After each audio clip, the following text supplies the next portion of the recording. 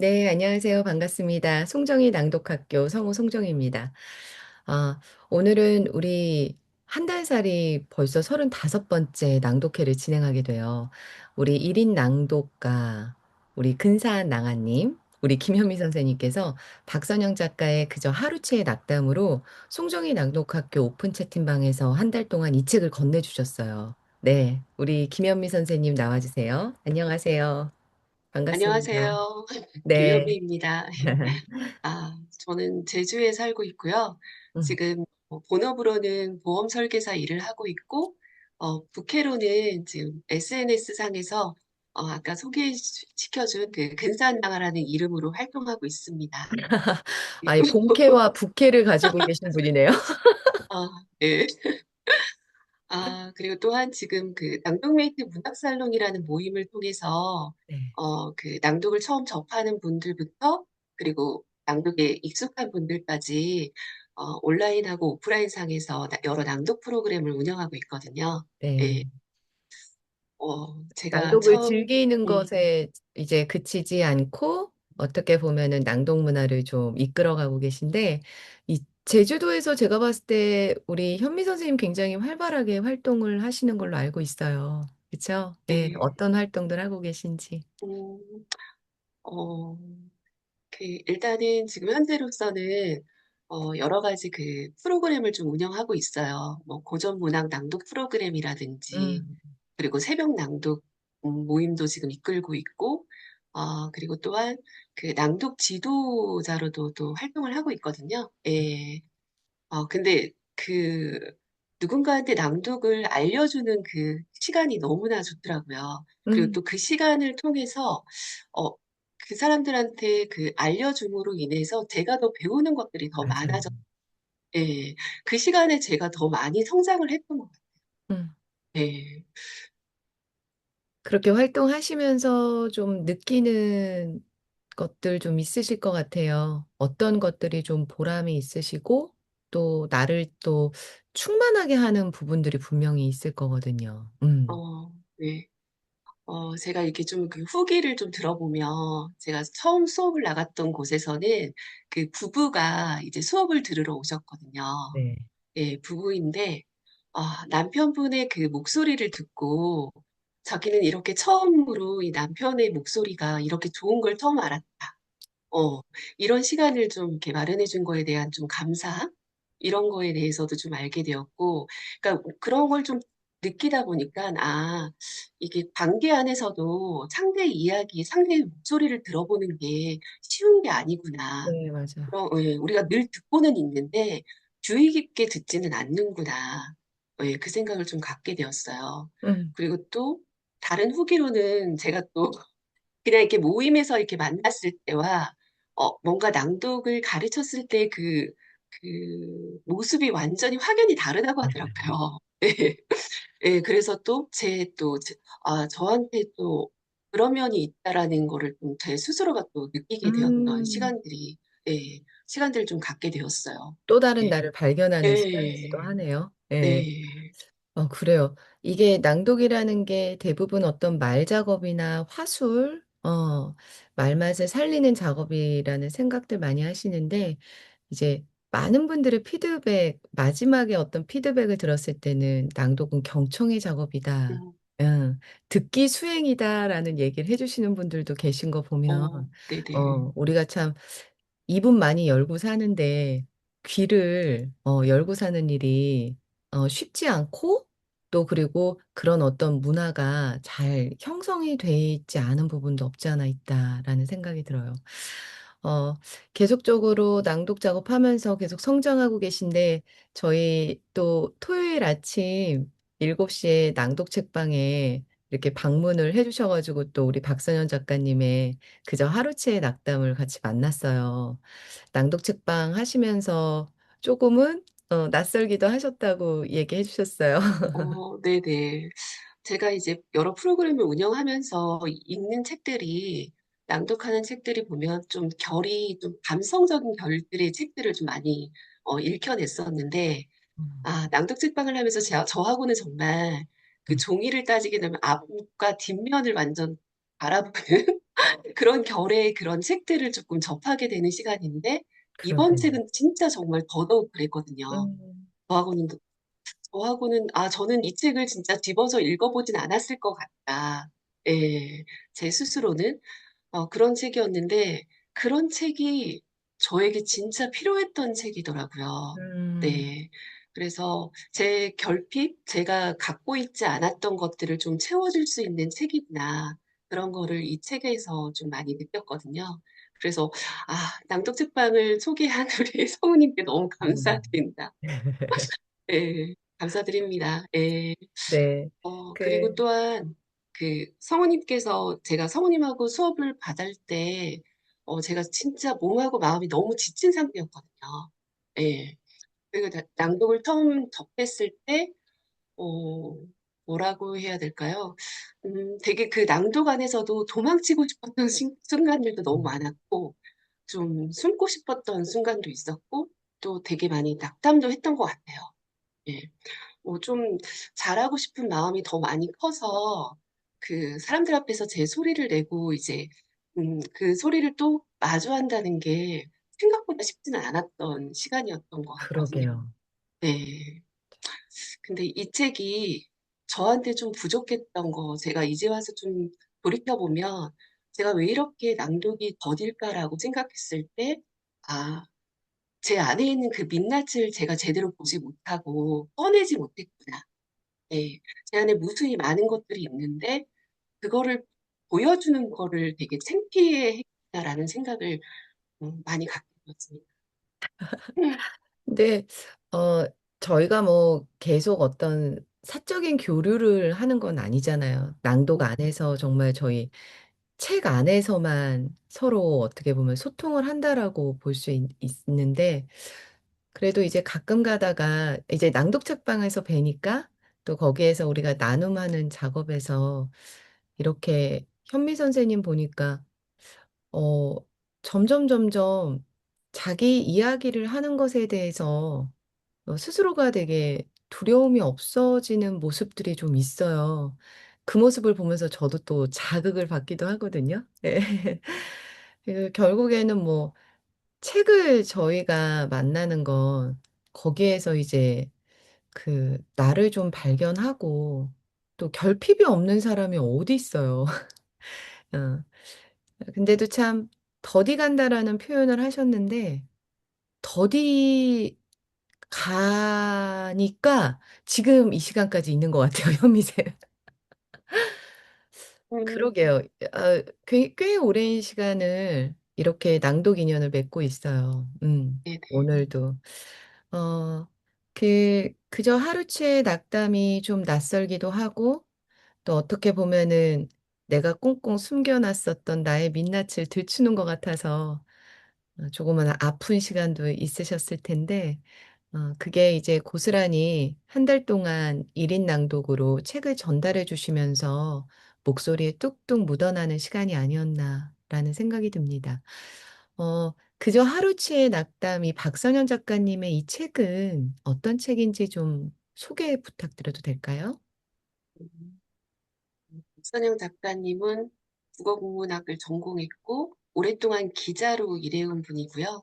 어, 이 책은 그런 시간들을 지나 한 인간으로서 품게 된 낙담과 희망, 욕망과 윤리, 그리고 관계와 고독의 문제를 아주 정직하게 써낸 에세이라고 느껴졌고요.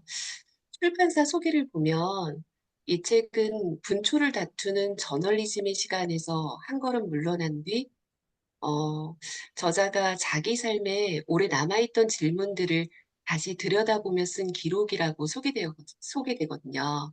그래서 읽다 보면 단순히 개인적인 감상문을 읽는 느낌보다 한 사람이 자기 삶의 언저리를 오래 응시한 끝에 써낸 문장을 만나는 기분이 들었어요, 저는.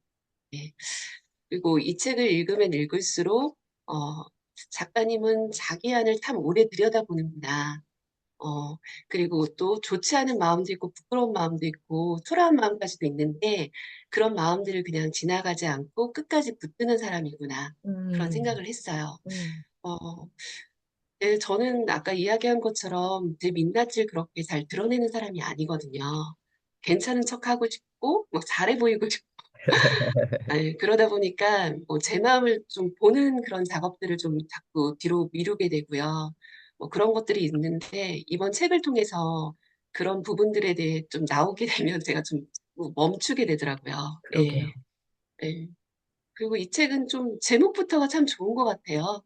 그저 하루치의 낙담이라는 그 제목 자체가 절망도 아니고 체념도 아니고 그냥 하루치의 낙담하고 또 다음 날을 살아내는 마음. 저는 그 말이 되게 오래 남는 것 같아요.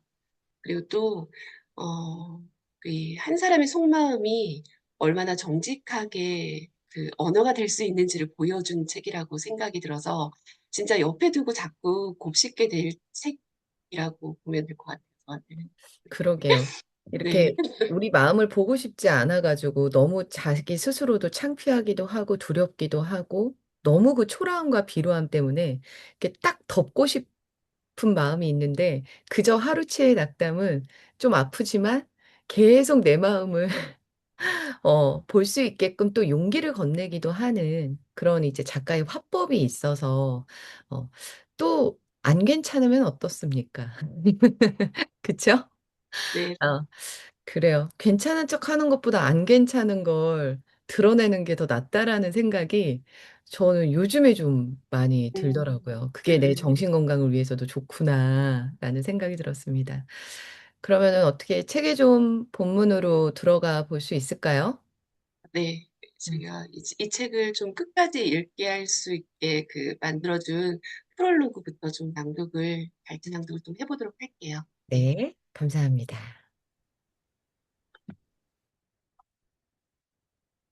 프롤로그, 도망치기, 숨기, 낙담하기. 나는 늘 운동과 도피의 서사에 매혹됐다. 지금은 줄거리도 잘 기억나지 않는 가브리엘 살바토레 감독의 영화 지중해의 마지막 장면이 도피하고 있는 모든 이에게 같음이라는 문구로 끝날 때 도피를 용인해주는 그 한 줄에 어린 심장이 얼마나 쿵쾅거렸던지. 도피가 왜 나쁘단 말인가? 감당할 수 없으면 도망쳐. 상처받지 않으려면 숨어. 이런 시대에 살아남아 꿈을 꿀 수 있는 길은 도피뿐이다. 항상 도피하는 사람은 도피를 꿈꾸지 않는다. 그냥 도피한다. 도망치고 싶지만 울면서 맞서는 사람들이 늘 도피를 열망한다. 그렇게 도망치고 싶었으면서도 나는 차마 그것을 결행하지 못했다. 머물기의 괴로움. 이것이 내 삶의 핵심 주제였다. 발목을 붙잡는 것은 그때그때 달랐다. 물러서면 안 된다는 세상의 규칙. 그것을 납득하는 나의 우석. 넘쳐야 마땅한 책임감. 도피 이후의 대책 없음. 남겨지는 사람들의 슬픔 같은 것들.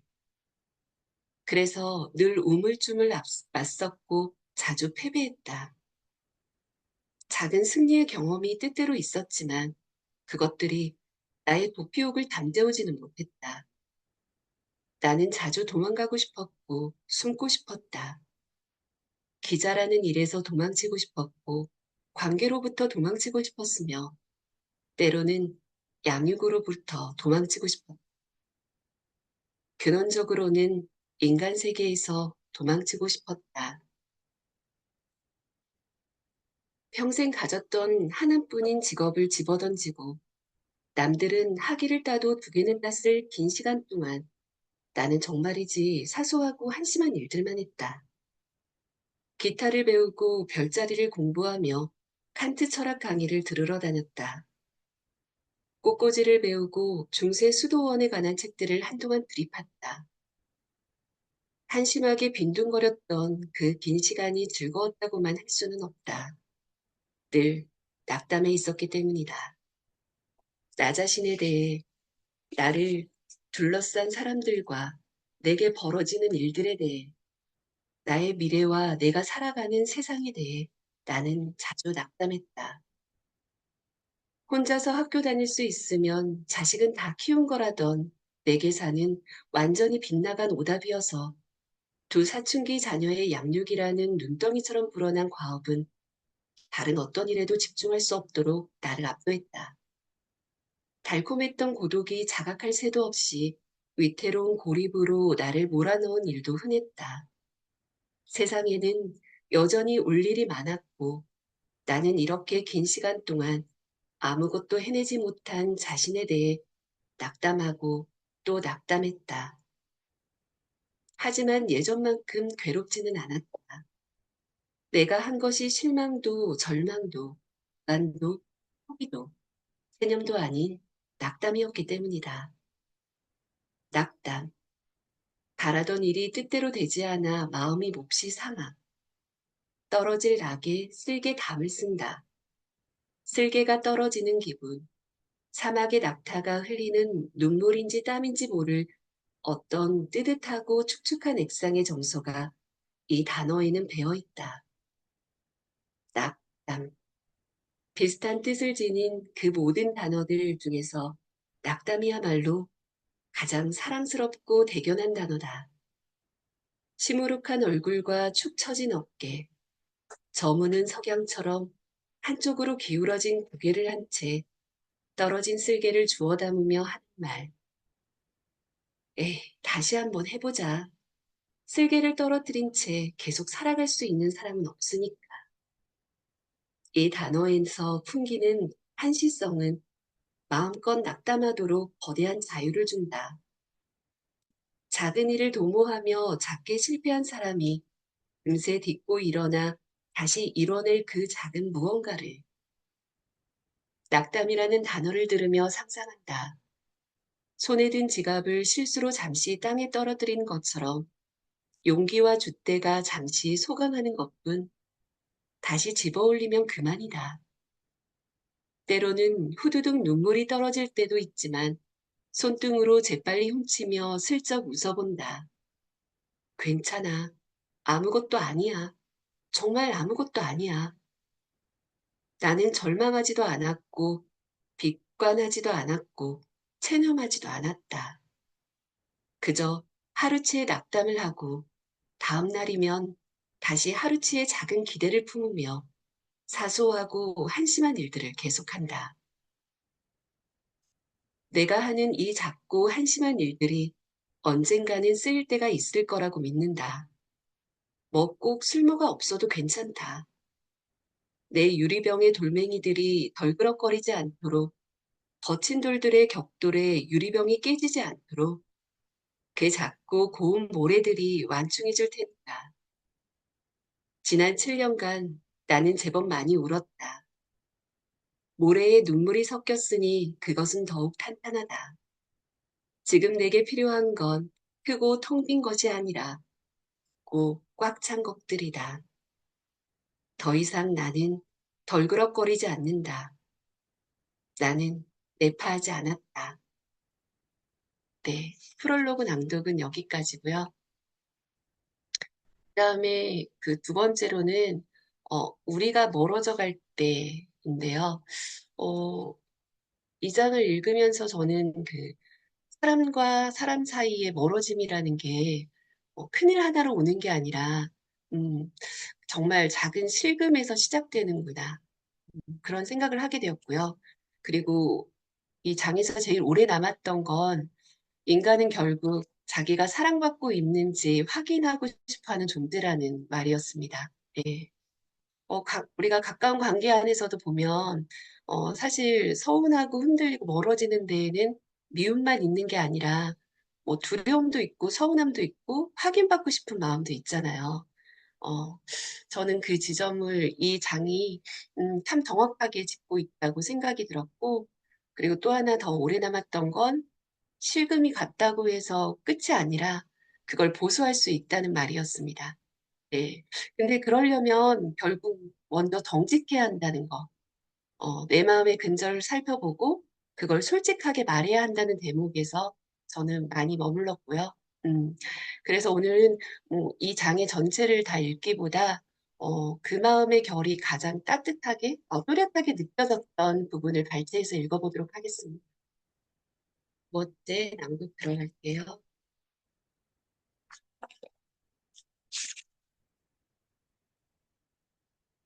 우리가 멀어져 갈 때, 긴 세월 지지고 볶은 인간관계들을 통해 내가 내린 결론은 인간들 사이의 모든 행위는 궁극적으로는 자기가 사랑받고 있는지 확인하기 위한 것이라는 점입니다. 동물인 우리들의 불가피한 본능이다. 생존을 위한 우리 뇌의 배선이 그렇게 이루어졌다. 내 편인지 아닌지, 나를 해칠 것인지 아닌지 알아내야만 한다. 나의 의견을 반박하는 걸 보니 너는 나를 좋아하지 않고 있구나.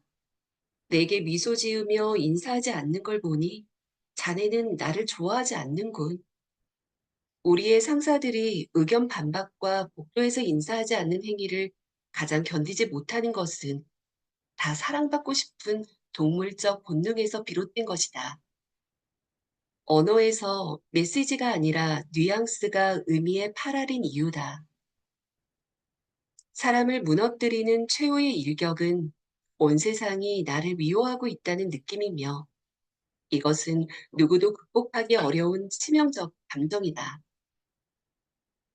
나를 미워하는 사람들이 있다와 모두가 나를 미워한다 사이엔 도도한 황화가 흐르고 있다. 사랑받고 있다는 것은 그가 나를 해치지 않으리라는 가장 강력한 증거이므로 인간이란 동물은 그 증거를 찾아 영원히 황야를 매회하게 마련이다. 호감의 신호를 감지하는 것이 생존의 제일 법칙이다. 언니, 저 마음에 안 들죠? 는 인간 심리의 근원을 보여준 희대의 명언이다. 그러므로 나는 당신을 좋아하고 있어요. 그런데 말이죠. 라는 쿠셔너를 모든 문장 앞에 붙이기 시작하면 세상은 참으로 평화로워질지도 모를 일이다. 실금이 가지 않는 관계라는 게 가능할까? 오래 사용한 모든 것들엔 실금이 간다. 지속적 관계와 실금이 없는 관계라는 건 상호 모순적인 개념이다.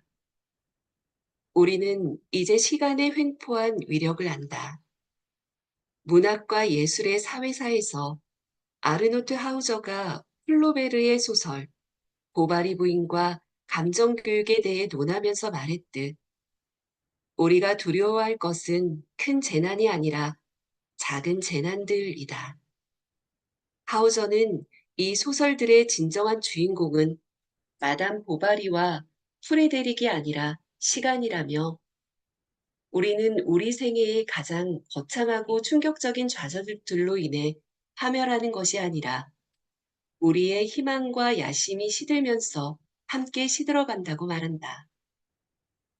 세계 문학 전집의 저 지루한 명작들은 삶을 돈먹어 들어가는 시간의 개념에서 양태된 것이기에 인간을 단 한 번의 결정타로 파멸시키는 초시간적 운명의 개념에서 빚어진 고대 그리스 비극과 본질적으로 판이하다.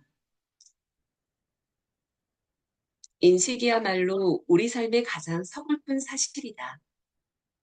이러한 점진적이고 눈에 안 띄고 그러면서도 막을 길 없는 쇠진의 경험, 거창한 파국이 지닌 놀라운 효과조차 만들어주지 않는 조용한 삶의 침식의 경험은 감정교육을 비롯한 거의 대부분 현대소설의 중심을 이루고 있다.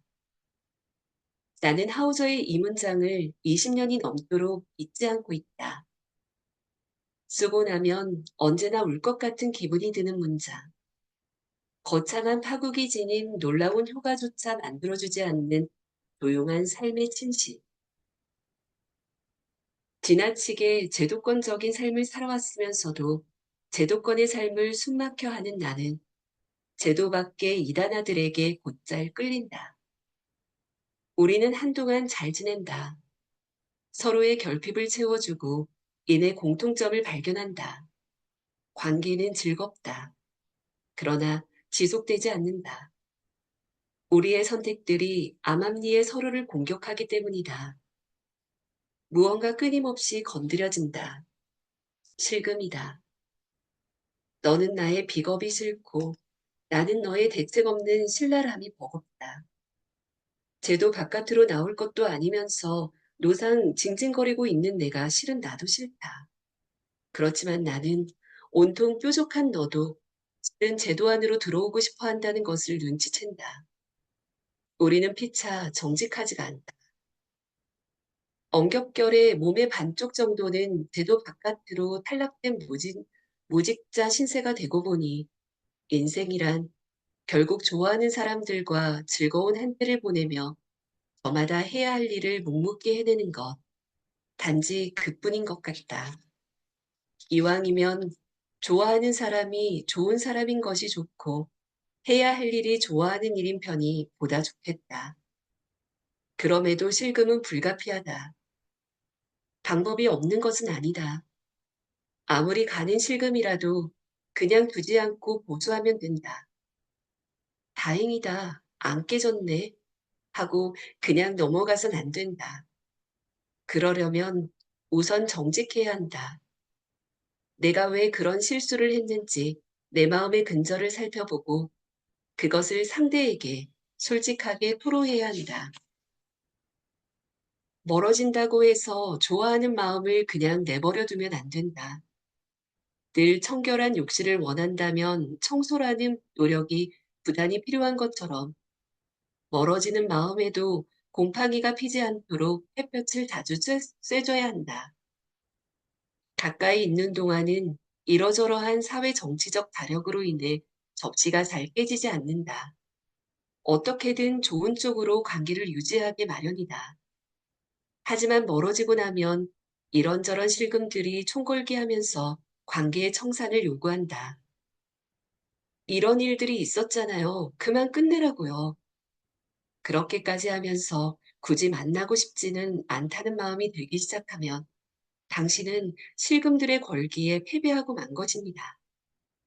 지고 싶지 않다면 전화기를 들어야 하고 메시지를 보내야 하며 가끔은 선물을 고르고 편지를 써야 합니다.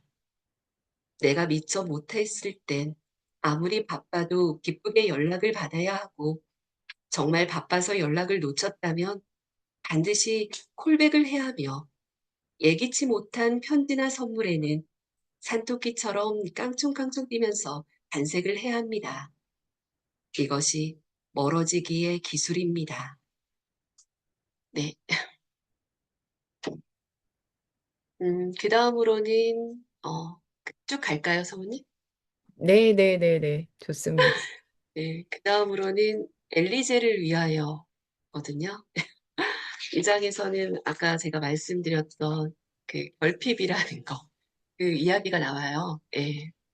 아, 결핍이 꼭 그 부족함은 아니구나라는 걸 좀 알게 되었고요. 그리고 또 시간이 지나면 그게 그 한 사람을 끌고 갈 수 있는 힘이 될 수도 있겠다. 그런 생각을 했던 그 장이었고, 어, 저는 이 책을 읽으면서 결핍을 좀 다르게 봤어요. 그 없어서 아팠고 모자라서 오래 바라보게 된 것들, 그리고 부족해서 더 배우고 싶었던 것들, 그런 시간들이 그냥 상처로만 남은 건 아니겠구나. 네, 하는 생각이 들었고, 그리고 또 이 장에 보면 나의 결핍은 나의 자산이 되었다. 그리고 결핍의 효용으로부터 나는 많은 것을 얻었다. 어, 이 문장이 나와요.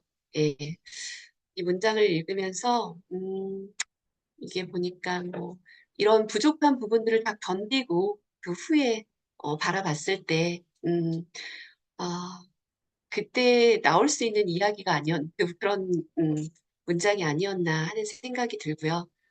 그리고 이 부분은 저의 그 결핍을 좀 타파해 보겠다는 생각으로 한번 낭독해 보도록 하겠습니다. 네. 내가 가여울 땐 엘리제를 위하여. 어린 시절이란 목적지를 향해 출발한 기차가 가장 먼저 들르는 첫 번째 정거장 같은 것이라고 늘 생각해왔다. 그러니까 우리가 서울에서 부산까지 기차로 달린다면 어린 시절이란 광명역쯤에 해당하는 것이다.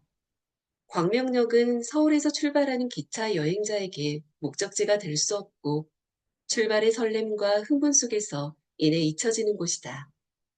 인생의 고통을 단 한 시기에만 겪을 수 있다면 유년 시절에 겪는 것이 가장 효율적이고 운 좋은 일이라고도 생각했었다.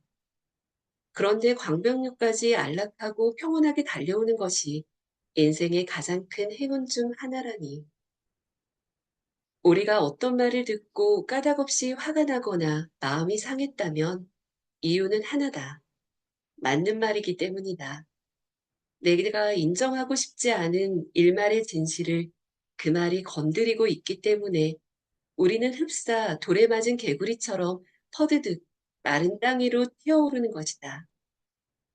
어린 시절의 행복에 저토록 높은 가중치를 적용한 애거서 크리스티에게 분노를 느낀 것은 첫째, 그것이 진실이기 때문이고, 둘째, 나의 어린 시절이 행복하지 못했기 때문이다.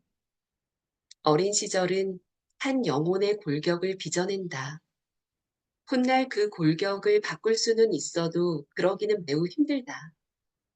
나는 명랑의 기질이 매우 승한 사람이지만 깊은 슬픔의 정조에 일평생 물들어 있다. 왜 문득문득 서럽고 슬퍼지는가?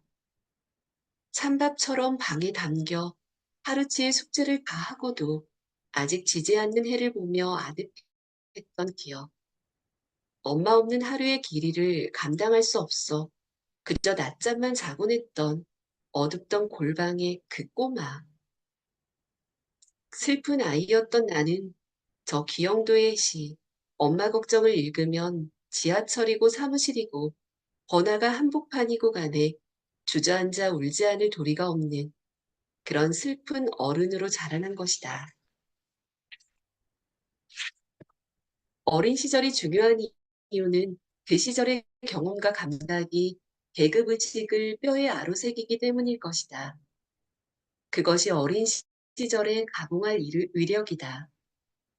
타고난 기질의 자장 아래서 세상을 받아들이는 방식이 이 시기 어느 정도 결정된다는 것은 부정할 수 없는 사실이다. 어린 시절은 백지에 그리는 첫 번째 그림이다. 우리가 아무리 전위적 몽타주 예술을 한다고 해도 지우개로 다지워 백지를 만든 후 처음부터 다시 그림을 그리기는 불가능한 일이다. 유머의 사제를 꿈꾸는 명랑한 내가 이토록 깊은 슬픔의 정조에 물들어 있다는 것, 세상이 무서웠던 기억들, 괄시당하고 있다는 느낌, 우리는 비천한 사람들인가 싶어 이불을 뒤집어 쓰고 울었던 어느 날 온통 주눅 들어서 아무라도 할킬 것처럼 발톱을 세우고 살았던 어린 소녀를 생각하면 그 아이의 작은 어깨를 붙잡고 꼭 안아주고 싶은 기분이 자꾸만 드는 것이다. 어엿한 중산층이 된 기득권자들이 옛날에 자기 연민에 빠져 스스로를 약자로 자리매김하는 것은 꼴불견이다. 자기 연민은 어떤 경우에든 대체로 추하다. 지독한 자기애의 발로이기 때문이다. 인생이 지금처럼 평온하지 않을 때 내 어린 시절은 각별한 애통의 염을 자아내지 못했다. 어린 시절마저도 행복했으면 하고 바라는 지독한 자기애가 새삼 다 지나온 그 시절을 연민의 색채로 청승맞게 물들이는 것이다. 자기 연민이 들이닥칠 때 나는 이제 생각한다. 애거서 크리스티 같은 어린 시절을 갖지 못한 덕분에 나는 훨씬 더 좋은 사람이 되었다. 내가 떨치지 못한 무상비급의 감각이 그나마 나를 기자답게 만들어 주었다. 슬픈 사람들 곁으로 가게 해주었다. 그들의 목소리에 이끌리고 우렁차게 여기를 좀 보시오. 여기에 세 개의 비참이 있어. 외치도록 만들었다. 나는 결핍이 빚어내는 삶의 깊이를 사랑하고 세상을 향한 내 인류에는 그 결핍의 경험으로부터 솟아난다. 결핍은 때때로 우리 인생의 축복이다. 나는 애거서 크리스티의 어린 시절을 질시하지만 그것을 원하지는 않는다. 나의 결핍은 나의 자산이 되었다. 결핍의 효용으로부터 나는 많은 것을 얻었다. 네. 어, 저의 낭독은 여기까지고요. 제가 오늘 읽은 문장들이 거의 보면 뭐 낙담, 관계, 결핍 같은 이야기였는데 이렇게 보다 보면 결국 내가 어떻게 살아가야 할 것인지, 그리고 사람을 어떻게 대해야 할 것인지, 그리고 내 마음을 얼마나 정직하게 볼 수 있을까에 대한 이야기로 남았습니다. 음, 네. 한 권의 책을 다 읽고 나면, 끝났다 하는 생각이 드는데, 이 책은 그 책보다 이 책과 진짜 정말 많이 가까워졌다. 예, 하는 걸로 남았고요. 전에도 얘기했지만 정말 제 옆에 박선혜 작가님을 두고도 계속 이야기 나누고 싶은 예, 그렇게는 안 되지만 그걸 이 책을 대신해서 아까도 이야기한 것처럼 곱씹어서 계속 이 책을 제 마음에 한번 새겨보도록 하겠습니다. 그럼 네, 그러게요. 이 아, 책을 이제 어떻게 보면 끝났다라는 생각보다 이 책을 덮는 순간 내 삶이 다시 시작되는 느낌이 좀 들 만큼 참 제 마음을 보게끔 하는 질문들을 많이 건네준 책임에 틀림없다라는 또 생각이 드네요. 그쵸? 현미 네. 선생님. 우리는 어떻게 살아야 할까요? 그러게요. 음, 아, 진짜 앞으로도 풀어나가야 될 숙제인 것 같아요. 이게 주변의 이야기를 들어봐도 제일 어려운 게 관계인 것 같은데 그 관계 안에서 풀어내야 될 숙제들이 참 많다라는 생각이 들어요. 네. 그러게요. 현미 선생님이 오늘 낭독하는 또다시 들어온 문장이 그 우리의 선택이 작은 실금을 만들어낸다라는 게 그러니까는 어떤 그 매 순간에 그 선택이 얼마나 중요한 것인가. 그런데 그런 것들을 매번 정말 깊게 고민하면서 선택을 하면서 살아야 하는 것인가라는 어떤 생각도 한편으로 그쵸. 들기도 하네요. 네. 어떨 때는 아, 또 좀 가볍게 넘어갈 건 좀 가볍게도 넘어가야 되는 것도 있는 것 같아요. 예. 그러게요. 또 너무 깊게 생각하면 또 안 되는 것도 있는 것 같고, 그래서 늘 뭔가 그 끝에 치닫지 않고 좀 중심에서 중간, 좀 어중간하다는 말이 저한테는 되게 잘 어울리는 말인데, 어떤 땐 때로는 이 어중간함이 또 좋지 않을까라는 생각도 해봐요. 예. 그러게요. 애매함이 굉장히 또 매력이 예. 있는, 그런 나이가 된 것 같은 느낌도 또 한편으로 드네요. 네, 우리 김현미 선생님의, 또 그저 하루치의 낙담으로 이 낙담이라는 것이 나에게 어떻게 좀 삶에 스며들 수 있을까, 이런 이야기 좀 가져가실 수 있으실 것 같아요, 우리 선생님들. 끝까지 들어주신 우리 선생님들 너무 감사하고요. 저희 한 달살이 1인 낭독회 여기서 마치고 또 우리 김현미 선생님은 토요일 오전 7시 낭독 책방에서 계속 뵙도록 하겠습니다. 네, 네. 감사합니다. 여기서 마칠게요. 감사합니다. 고맙습니다. 선생님들 감사합니다.